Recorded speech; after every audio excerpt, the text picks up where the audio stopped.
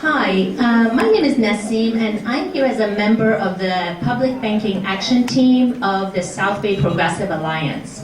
I want to know where either of you stand on supporting a public bank for the county. Our team currently is approaching the Board of Supervisors and asking them to support the general concept of a public bank, which is an institution that's actually owned by our county, or a state public bank would be owned by the state. California is a large enough entity that we could be very successful financially owning our own bank instead of shipping the bond service charges and fees to Wall Street. This afternoon, you are all going to look at the propositions that are on the ballot in November. There are some excellent propositions that we should all support because they serve our communities and our people. However, when you look at that cost number, please remember that you need to multiply it by 2. That's how much it costs to pay the service bond to Wall Street.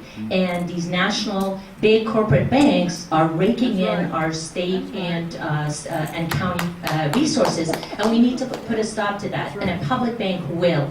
LA is passing a measure, hopefully, in the November election to have their own city public bank, and our team are trying to get public support as well as candidate support for it. Thank you. So, what do we got here? Thank you for that question. I met with your group a couple of weeks ago, and they shared lots of interesting information with me in a video, and I'm aware of the model that's starting in Southern California. I'm really intrigued. I need to learn a lot more before I would feel confident saying in public and on the record that I do support it, but I find it to be a very compelling idea that I think we should look at.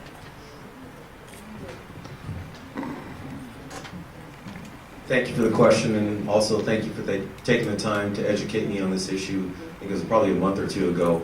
And conceptually, I'm completely all in. I think it's a fantastic idea, and I understand that there are some models outside of Santa Clara County that have been successful.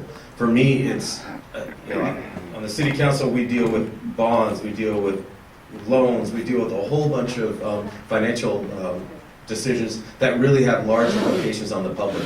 And if we had a public bank, whether it was the city of San Jose, whether it was the county of Santa Clara, or whether it was all the municipalities here in Santa Clara County, which I think would be great in terms of us leveraging our dollars, because there are bond measures for schools, there are bond measures for water districts, there are bond measures for affordable housing there. So to your point, there is such a high upside for us to have those dollars go right back into our own community rather than Wall Street. So thank you for your work on this. Hi, my name is Antonio. My question is for both of you.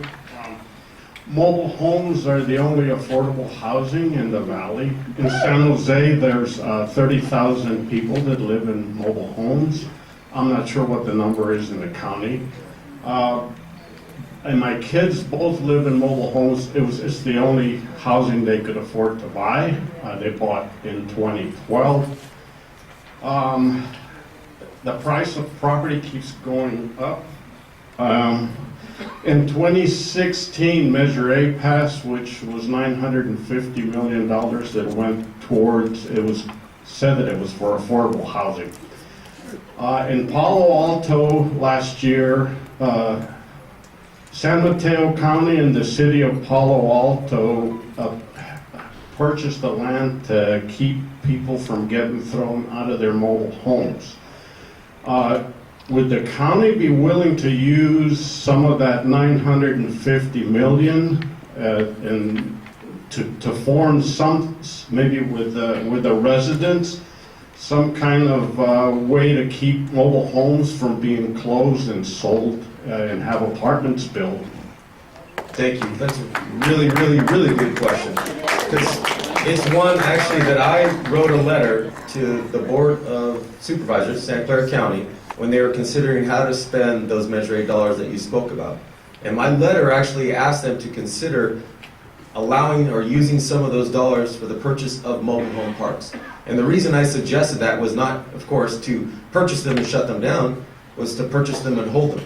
In my mind, mobile home parks, and I'm not intending this to be, negative in any way, they are part of our affordable housing stock.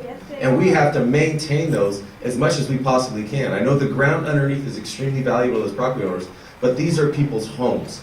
So that's why I encourage the Board of Supervisors to look to purchase mobile home parks that may be on the market and hold those for as long as we can to provide affordable options for seniors.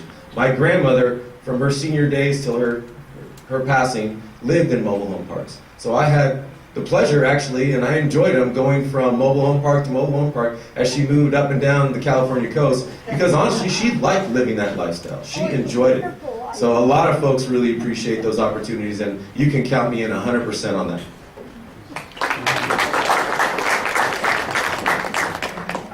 I do think the mobile homes provide tremendous value, and I think the key there is that residents are not displaced.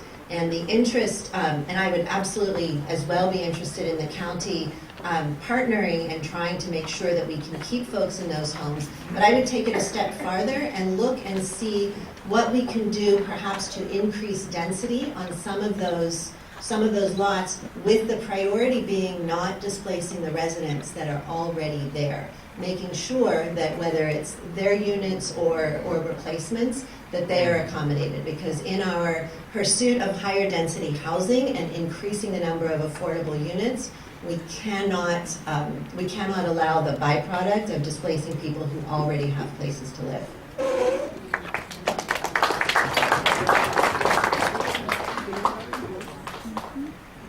One more question. It's all we have time for. So my name is Maureen, and I've been a gun violence prevention activist for over 6-7 years. And my question is in relation to that. The Board of Supervisors held a community firearms summit this past April in the fairgrounds. And I know within the county, besides San Jose passing an ordinance, Saratoga has. And in the upcoming February of this next year, there's going to be probably another summit that's being held by the mayors and managers who will be invited from the West Valley cities. There's 5 of them in the county. So I'd like to know, if you serve on the Board of Supervisors, what is your feeling about passing some sensible gun legislation to protect our citizens, and can you be specific about 1 or 2 that you might be interested in passing? Yes, absolutely. I would support sensible gun legislation. I am a member of Moms Demand Action and play my own small role in reaching out to elected officials, primarily at the federal level, because it's not as much of an issue in the state. Advocating for sensible gun legislation, and I hope this is okay to do. I'm just going to make a quick campaign event plug. Former Congressman Steve Israel, who is a very vocal advocate on sensible gun legislation, is going to be headlining or speaking at a campaign fundraiser for me next week. And if you are interested in joining us for that and hearing Steve Israel talk about lots of specific things that we can and must be doing, please see me or anyone on my team when this is finished.